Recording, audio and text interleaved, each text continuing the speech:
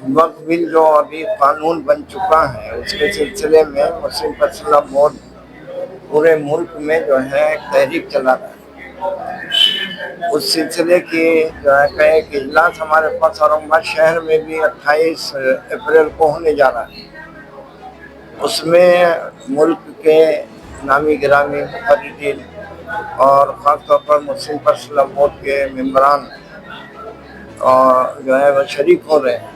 खास तौर पर मौलाना उबैदुल्लाह साहब आज़मी और असदुद्दीन ओवैसी साहब और अब्दुर्रहीम मुजद्दिदी और मौलाना खालिद सैफुल्लाह रहमानी और उमरैन साहब, ये सब लोग तशरीफ़ ला रहे हैं। ये आम खास मैदान में होने जा रहा है और अतराफ से भी जो है लोग उसमें शरीक होंगे और शहर के भी तमाम जमातों के और तमाम फ़िरक़े और तबक़े के लोग उसमें शरीक रहेंगे।